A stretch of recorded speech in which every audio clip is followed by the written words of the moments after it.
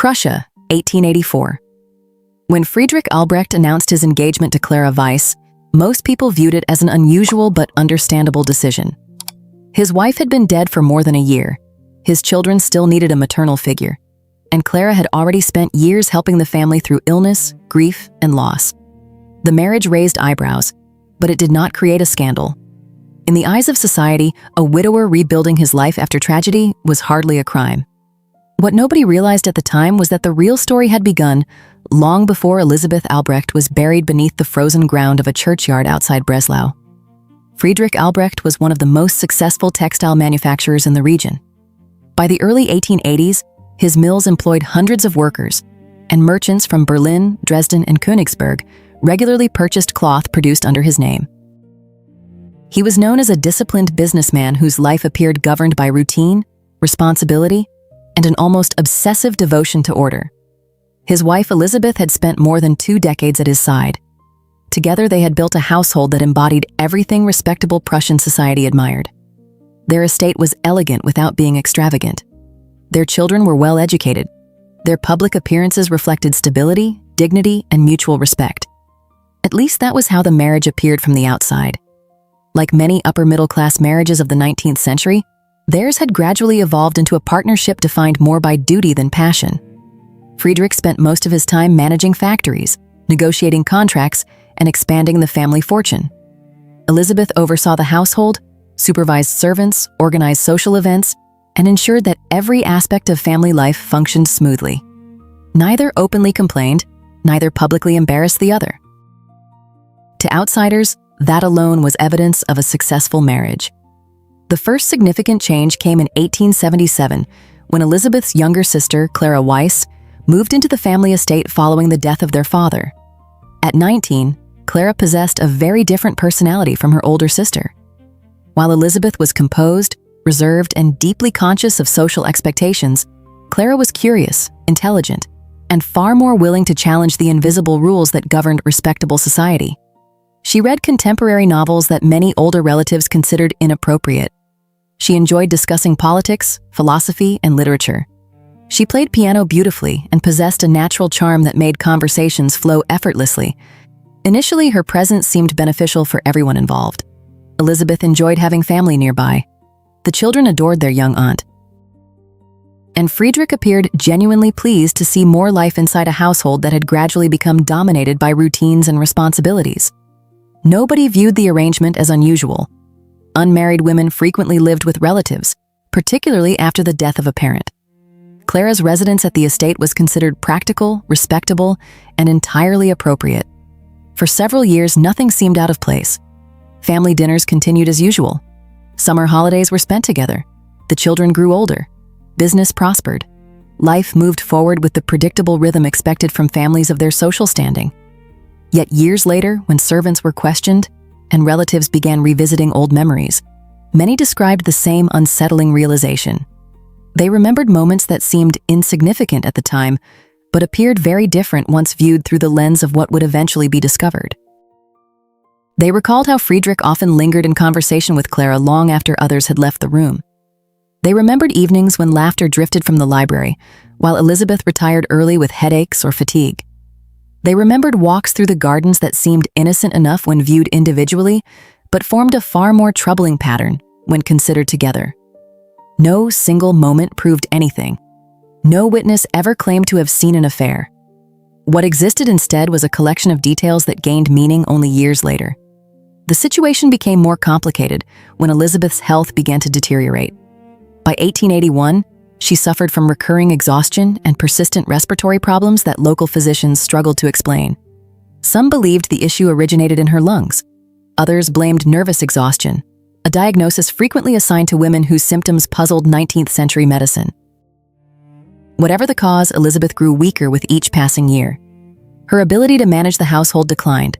She spent increasing amounts of time confined to her rooms.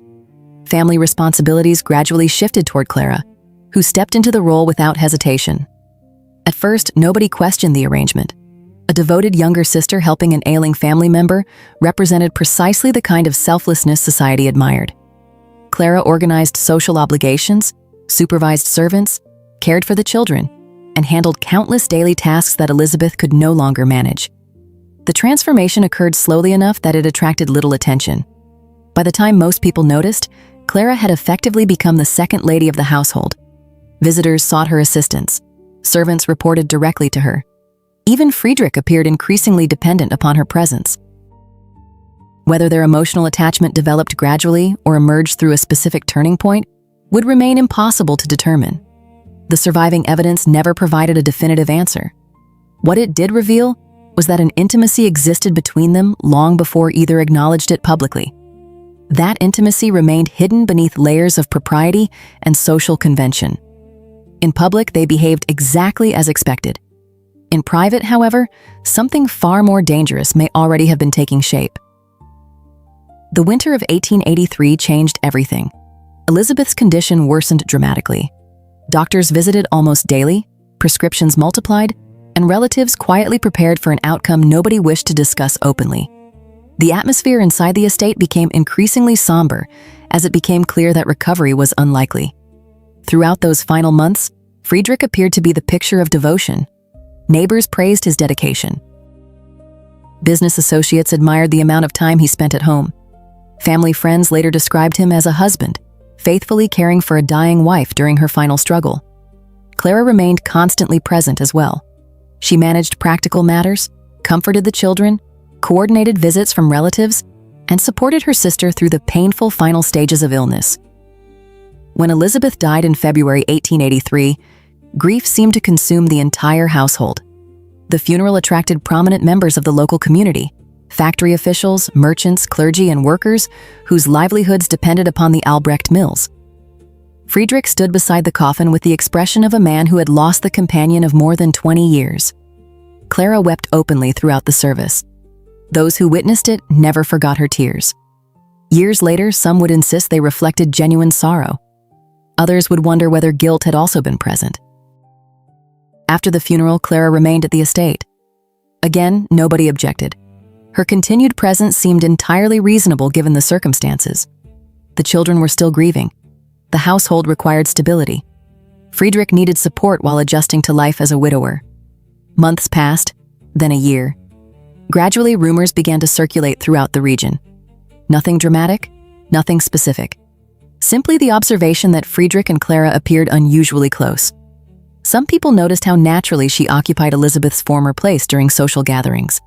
Others commented on the amount of time the pair spent together. A few questioned whether their relationship had developed too quickly after the funeral. Still, there was no proof of wrongdoing. Only speculation. Only whispers. Only the discomfort many people felt but could not justify. When Friedrich finally announced his intention to marry Clara, the reaction proved surprisingly restrained. The marriage was legal. No laws had been broken. The engagement could easily be explained as a practical solution, created by shared grief and years of familiarity. Eventually, most people accepted that explanation. Life moved on. The wedding took place quietly. The family remained respected. The rumors faded. For nearly 6 years, the story appeared finished. Then, an old wooden chest was opened in the attic of a property belonging to Elisabeth's late family. Inside were dozens of forgotten letters tied together with fading ribbon. Some had been written in elegant handwriting. Some carried dates from years before Elisabeth's death. And some contained words so intimate, so revealing, and so impossible to explain that they would force everyone to reconsider the past. Because if those letters were genuine, they suggested a devastating truth. The romance between Friedrich Albrecht and Clara Weiss had not begun after a funeral. It had begun while Elisabeth was still alive, living under the same roof, trusting both the husband she loved and the sister she believed would never betray her. The discovery of the letters did not immediately cause a public scandal, because the relatives who found them were not certain what they had uncovered. The chest had belonged to Clara's family and had remained untouched for years in a storage room at the old Weiss estate. After the death of an elderly aunt in 1890, family members began sorting through furniture, personal belongings, and decades of accumulated correspondence. Most of the documents appeared entirely ordinary. There were household records, receipts, church papers, family announcements, and letters exchanged between relatives over many years. Then someone opened a bundle tied together with a faded blue ribbon. Inside were dozens of letters written in 2 distinct hands. Some belonged to Clara, others belonged to Friedrich. The earliest were dated 1881, 2 years before Elisabeth's death. At first, the correspondence appeared harmless. It was not unusual for educated people of their social class to exchange letters, particularly when family obligations or travel occasionally separated them. Yet the further the relatives read, the more uncomfortable they became. The language carried an intimacy that exceeded ordinary affection. There was warmth, emotional dependence, and a familiarity that felt inappropriate for a married man writing to his wife's younger sister. No dramatic confession appeared in the first letters. There was no single page containing an unmistakable declaration of forbidden love. Instead, the relationship revealed itself gradually, almost exactly as it had developed in real life. What emerged from the correspondence was the story of two people who had allowed emotional closeness to grow into something neither had originally intended. The letters painted a very different picture from the one society had accepted after Elisabeth's death. For years, people believed that Friedrich and Clara had fallen in love while grieving the same loss. It was an explanation that seemed logical, respectable, and easy to understand.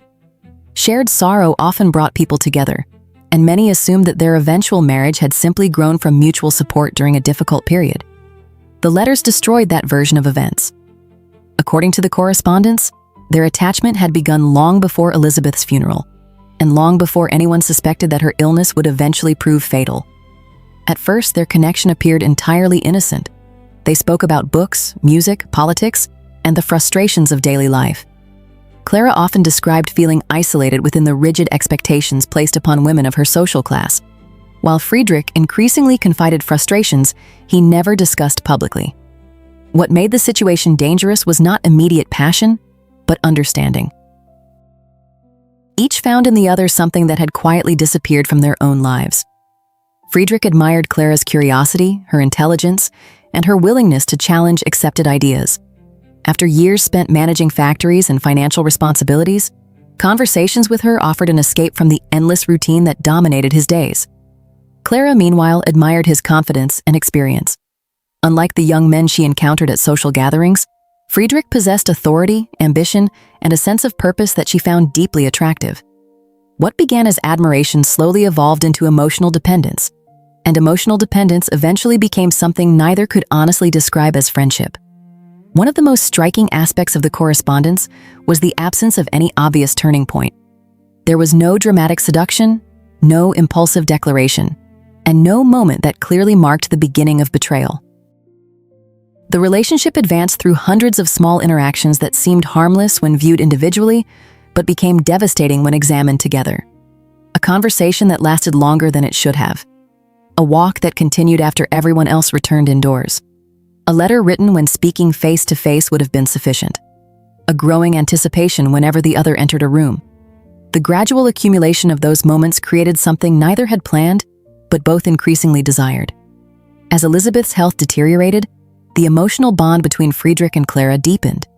Her illness transformed the structure of the household, placing them together more often, and creating circumstances that made emotional boundaries increasingly difficult to maintain. Clara assumed additional responsibilities as her sister became weaker, while Friedrich spent more time at home than he had in previous years. The result was a closeness that developed almost unnoticed. At least at first. Several letters reveal that Clara understood the danger before Friedrich admitted it. She repeatedly expressed concern about the direction of their relationship, and occasionally suggested distancing herself from the household altogether. More than once she considered leaving the estate, believing that separation was the only way to prevent greater harm. Yet she never left. Part of the reason was practical. Elisabeth genuinely needed help, and abandoning her during illness would have appeared cruel. Another reason was emotional. By that point, Clara had become deeply attached to both Friedrich and the children, making departure increasingly difficult. Friedrich's letters suggest that he actively encouraged her to remain. He argued that the household depended upon her presence, and insisted that leaving would only create additional hardship. Those arguments were not entirely dishonest. The family truly relied upon her assistance. They also provided a convenient justification for continuing a relationship neither wished to end. As the correspondence continued, the emotional language became more intense. The affection that had once remained carefully disguised gradually emerged with greater honesty. Certain passages spoke openly of longing. Others described the pain of maintaining appearances while concealing feelings that neither could control. Eventually, the letters began hinting at something more than emotional intimacy. Neither writer described events directly, perhaps because they feared the possibility that someone might someday read the correspondence. Yet the implications became increasingly difficult to ignore. References to private meetings, shared memories, and moments they deliberately refused to describe suggested that the relationship had crossed boundaries neither could deny. By late 1882, the affair appears to have become physical. What made that realization especially devastating was the timing. Many of the most revealing letters were written while Elisabeth remained alive and increasingly dependent upon both of them. As her health declined, she trusted her husband and younger sister more than ever. They became the two people most responsible for her care, her comfort, and the stability of the household. Meanwhile, they were secretly carrying on a relationship behind her back. The correspondence reveals immense guilt, particularly on Clara's part. She frequently worried about her sister, questioned her own morality, and expressed fear that God would punish them for what they had done. Several letters describe sleepless nights and constant anxiety. At times, she seemed genuinely determined to end the affair, yet every attempt at distance was followed by renewed contact. The same pattern appeared in Friedrich's letters. He repeatedly acknowledged the wrongness of the situation and admitted that his actions violated both his marriage vows and his personal principles. He spoke of shame, regret, and self-disgust. But those emotions never resulted in meaningful change. Instead, they became part of the relationship itself, discussed endlessly while the affair continued uninterrupted. As Elisabeth's condition worsened during the final months of her life, the tone of the correspondence shifted noticeably. Earlier letters had been dominated by longing and uncertainty. Later letters became increasingly preoccupied with the future, a future neither dared describe openly, a future in which secrecy would no longer be necessary, a future in which they could exist together without fear of discovery. Neither explicitly wished for Elisabeth's death. The letters contain no statement that could support such a claim. Yet the possibility of life after her death gradually became an unavoidable presence in their conversations. The closer Elisabeth moved toward the end of her life, the more frequently Friedrich and Clara found themselves imagining what would happen afterward. That was the detail many relatives found hardest to forgive. Not the affair itself, not even the deception, but the fact that discussions about a shared future had already begun while Elisabeth was still alive, still suffering, and still believing that the two people she trusted most remained loyal to her. When she finally died in February 1883, the secret relationship did not begin. It simply emerged from hiding. And among all the letters discovered inside that forgotten chest, none proved more shocking than those written during the months before her death, because they revealed that Friedrich and Clara had already discussed marriage long before the funeral took place. For nearly 6 years, the letters remained hidden. During that time, Friedrich and Clara lived the life they had once discussed only in secret correspondence. They occupied the same estate, appeared together at social functions, managed the household jointly, and presented themselves as a respectable married couple whose relationship had emerged from shared grief rather than betrayal. Many people accepted that explanation because it was easier than imagining the alternative. The children eventually grew older. Business continued. The factory expanded. Life appeared to move forward. Had the chest remained closed, the truth might have died with them. Instead, the letters found their way into the hands of people who had known Elisabeth personally. Some were relatives, others had been close family friends. A few had witnessed her final illness and remembered the devotion she had shown both her husband and younger sister until the very end. What disturbed them was not merely the existence of the affair. Human weakness was hardly a new phenomenon. What shocked them was the timeline. The letters demonstrated that Friedrich and Clara had been discussing their feelings while Elisabeth was still alive. More troubling still were passages suggesting that they had already imagined a future together, long before her death transformed such thoughts into a possibility. Among the correspondence was a letter written during the autumn of 1882, only a few months before Elisabeth died. In it, Clara expressed fear about what would happen if their relationship were ever discovered. She worried not only about public scandal, but also about the judgment of the children, who adored both their mother and their aunt. Friedrich's response attempted to reassure her, arguing that time eventually softened every wound and that people often accepted realities they would initially condemn. The letter contained no direct discussion of marriage. Another did. That discovery changed everything. Written only weeks later, it included references to a future household, shared responsibilities, and a life in which secrecy would no longer be necessary. Neither used explicit language, yet the meaning was unmistakable. They were discussing a future as husband and wife while Elisabeth remained alive and increasingly confined to her bed. The revelation spread rapidly through the family. Private outrage replaced curiosity. Relatives who had once defended Friedrich suddenly found themselves questioning years of assumptions. Those who had admired Clara's devotion during Elisabeth's illness began reconsidering every memory they possessed. Conversations that once appeared innocent now seemed loaded with hidden meaning. Acts of kindness appeared less selfless. Expressions of concern acquired darker interpretations. The past itself seemed to change. News of the letters eventually reached Friedrich's children. That moment proved far more damaging than any gossip circulating among distant relatives. The eldest son, Wilhelm, was already an adult by then and had spent years helping manage portions of the family business. He had accepted his father's marriage to Clara despite initial discomfort because he believed it emerged naturally from tragedy. Like everyone else, he had assumed the relationship began after his mother's death. The letters destroyed that belief. According to family accounts recorded years later, Wilhelm spent several days reading the correspondence himself. He refused to comment publicly afterward, but those close to him described a profound change in his relationship with both Friedrich and Clara. Until then, he had viewed their marriage as awkward but understandable. Now he saw something entirely different. He saw two people who had fallen in love while his mother suffered upstairs. He saw private dreams of a shared future written during months when Elisabeth still believed herself surrounded by loyalty.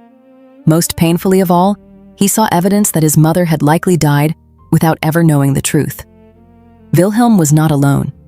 His younger brother Heinrich reacted with equal anger. Unlike Wilhelm, however, Heinrich was far less willing to remain silent. He openly confronted his father, demanding explanations for passages contained within the letters. The exact details of those conversations were never recorded, but family witnesses later described arguments so severe that communication between father and son ceased for months. For Friedrich, the consequences were devastating. He had spent decades building authority within both his family and business empire. Workers respected him. Business partners trusted him.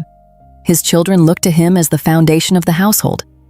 Now, for the first time in his life, that authority began to crack. The issue was not legal. No court could punish him. No law had been broken. Yet 19th century society often imposed penalties far harsher than formal justice. Reputation was currency. Honor was capital. And once either began to erode, recovery was rarely complete. Clara found herself facing an even more complicated judgment. Many relatives viewed Friedrich as weak, selfish, and morally compromised. Clara, however, was accused of something deeper. She had not merely betrayed a spouse, she had betrayed a sister. In the eyes of many observers, that distinction mattered enormously. A husband might be tempted, a marriage might fail, but a sister was expected to remain loyal under all circumstances. The fact that Elisabeth had welcomed Clara into her home made the betrayal seem even worse. Family gatherings became increasingly tense. Some relatives stopped visiting entirely. Others refused invitations whenever Clara was expected to attend. The polite surface of respectability remained intact, but underneath it, resentment continued to grow. What made matters worse was that additional letters kept appearing. The original bundle was not the only collection.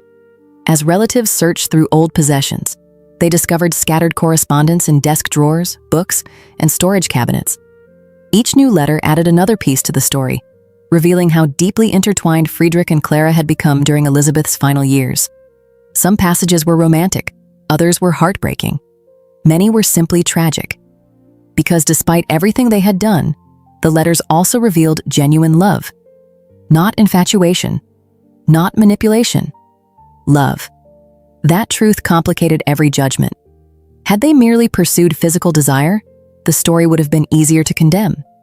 Instead, the correspondence described two people who appeared genuinely attached to one another and equally incapable of abandoning their feelings. Their love was real. So was their betrayal. The existence of one did not erase the other. That contradiction became the central question dividing everyone who encountered the letters. Were Friedrich and Clara villains who had deceived a dying woman?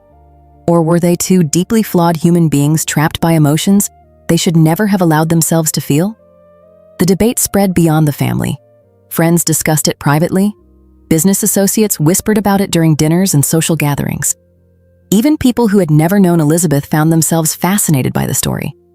The combination of forbidden love, family betrayal, illness, and hidden correspondence possessed all the elements of a tragedy that respectable society publicly condemned while secretly consuming with endless curiosity. For Friedrich, however, the greatest danger had not yet arrived.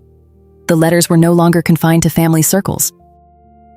Copies had begun to circulate, and once the wider community learned that the affair may have started years before Elisabeth's death, the scandal threatened to become something far larger than a private family dispute. It threatened to become a public reckoning with a truth that many people had suspected all along, but had never been able to prove. What had begun as a private family crisis soon became something far more dangerous. For months, relatives had attempted to keep the letters within a small circle of trusted people. They understood the damage public exposure could cause, not only to Friedrich and Clara but also to the Albrecht children, whose names remained closely tied to one of the most prominent industrial families in the region. Yet scandals rarely remain private for long, especially in a society where reputation carried enormous value. By the spring of 1891, copies of several letters had begun circulating among people who had no direct connection to the family. A lawyer mentioned them to a client. A former servant discussed them with neighbors. A merchant repeated details during a dinner gathering. Each retelling added new speculation, new accusations, and new assumptions. Within a matter of weeks, much of the region was discussing the same question. Had Friedrich Albrecht been conducting an affair with his wife's sister while Elisabeth lay dying in the room above them?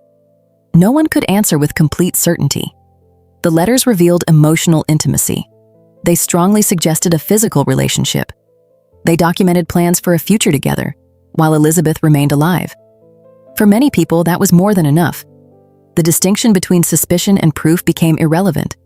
Public opinion had already reached its verdict. At church gatherings, social events, and business dinners, conversations repeatedly returned to the same subject. Some defended Friedrich, arguing that the letters reflected emotional weakness rather than calculated cruelty. Others pointed out that no evidence suggested he had neglected Elisabeth during her illness. But those voices grew increasingly rare. Most people focused on a simpler truth. A husband and a sister had developed a secret relationship while a wife fought for her life. To many observers, no explanation could justify that fact. The scandal affected Clara even more severely.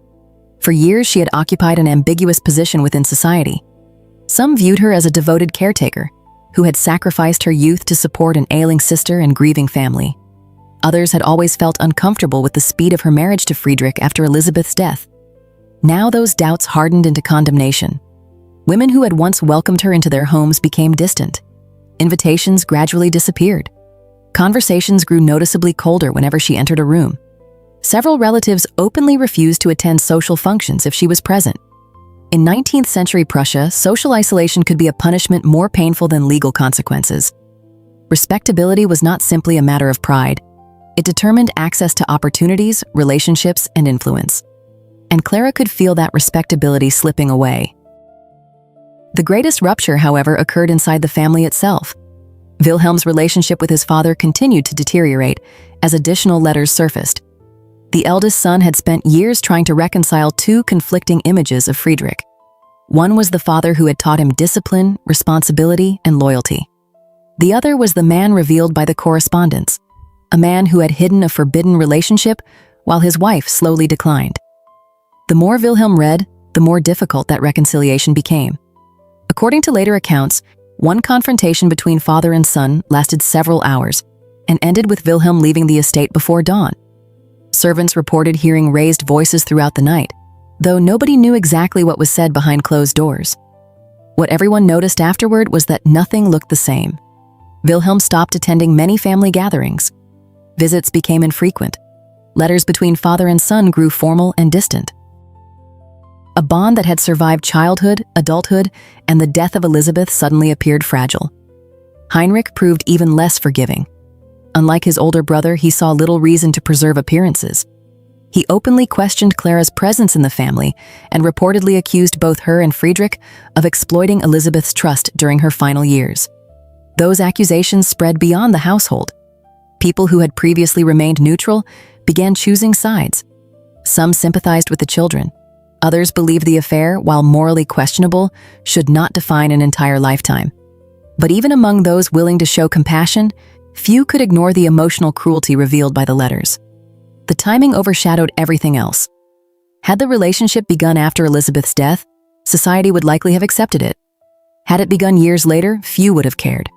Instead, it unfolded during the very period when Elisabeth was most vulnerable. That reality transformed an uncomfortable romance into a scandal. As public interest intensified, people began revisiting memories from the years before Elisabeth's death. Former servants shared observations they had once dismissed. Old acquaintances recalled moments that suddenly appeared suspicious. Family friends remembered private interactions that now seemed charged with hidden meaning. The story grew larger with every retelling. Some details were undoubtedly exaggerated. Others may have been entirely invented. That no longer mattered. Once public imagination takes hold of a scandal, facts rarely remain in control. For Friedrich, the consequences eventually reached beyond family relationships and social standing. His business empire depended heavily on trust. Factory owners, suppliers, bankers, and investors preferred dealing with men whose reputations projected stability and reliability. Although the scandal never threatened the legal foundations of his company, it damaged something less tangible but equally important: confidence. Business partners became cautious. Associates grew more reserved. Conversations that once flowed naturally now carried an undercurrent of discomfort. No one openly severed ties with him, yet he could sense the difference. People still respected his success. They no longer admired the man himself. For perhaps the first time in his life, Friedrich discovered that wealth could not purchase forgiveness.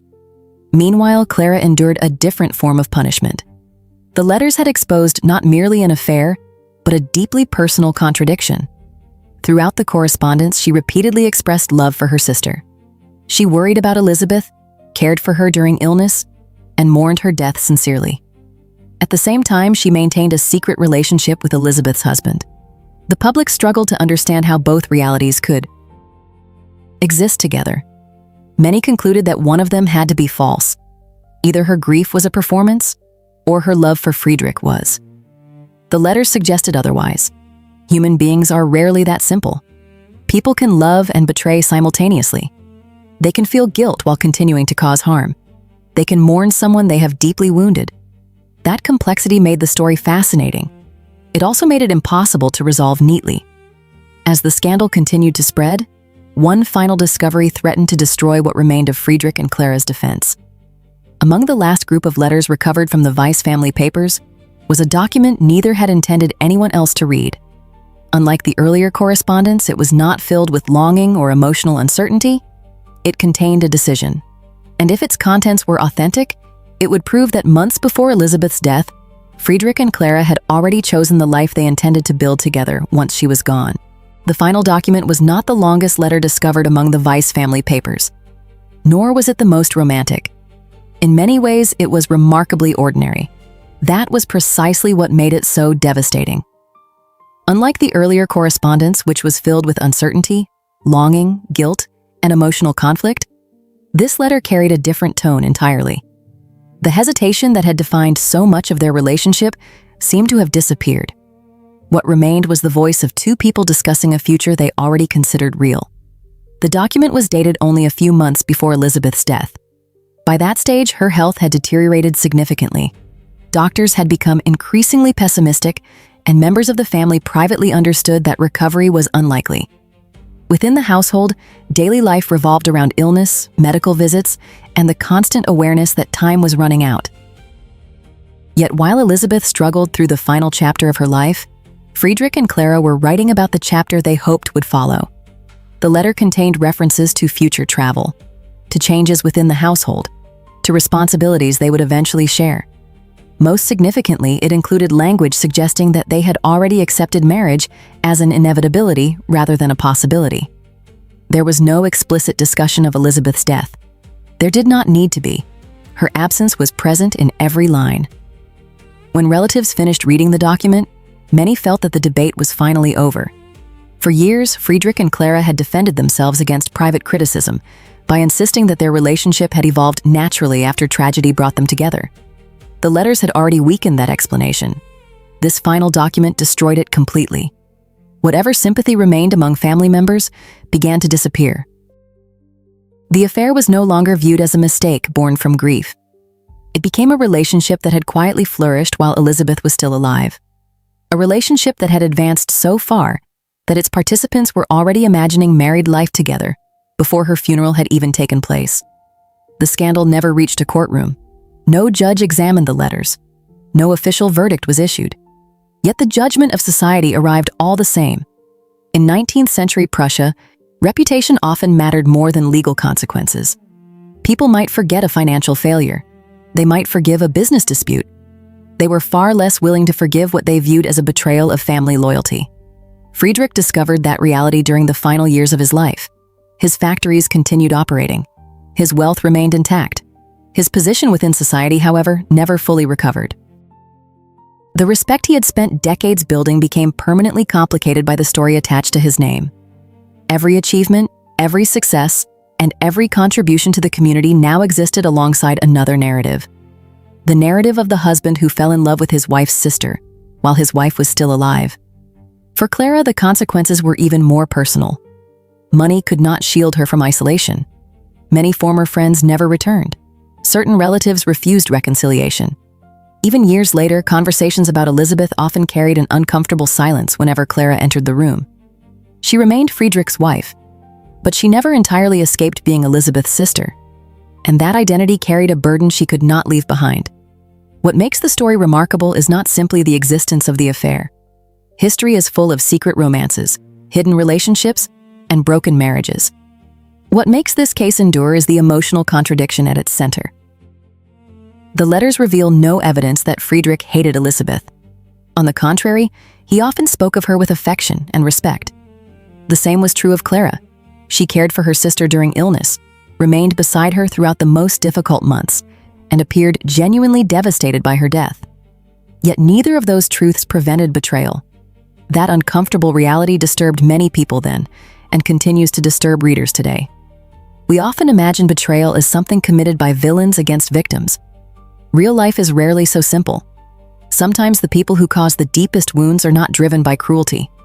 Sometimes they are driven by desire, weakness, loneliness, or emotions they convince themselves they cannot control. The damage, however, remains the same. Years after the scandal faded from public discussion, the letters were preserved within private family collections. They survived long enough for later generations to encounter them and ask the same questions that had haunted those who first discovered them. Did Elisabeth ever suspect the truth? Did she notice the glances, the conversations, the growing attachment between the two people she trusted most? Or did she leave this world believing that her husband and younger sister remained exactly who she thought they were? No letter ever answered those questions. No diary was found. No confession emerged. The silence surrounding Elisabeth became one of the most tragic aspects of the entire story. Everyone else's voice survived. Hers did not. In the end, Friedrich and Clara achieved the future they once imagined in secret correspondence. They married, shared a household, and spent years together as husband and wife. By every practical measure, they obtained what they had wanted. Yet the letters suggest a deeper irony. The moment their love ceased being forbidden, it also lost the secrecy that had protected it from judgment. What remained was not merely a marriage, but a permanent reminder of how that marriage had begun. The affair ended. The consequences did not. Long after the romance itself became part of the past, the memory of Elisabeth remained between them, impossible to remove and impossible to ignore. Because some betrayals do not destroy a relationship in a single moment. They begin quietly, growing through conversations, shared confidences, and emotions that seem harmless at first. By the time anyone recognizes what is happening, the damage has already been done. And perhaps that is why this story survived long after those involved were gone. Not because it was a tale of forbidden love, but because it revealed something far more unsettling. The greatest betrayals rarely begin with a kiss. They begin when two hearts start building a future together, while someone else still believes they are loved.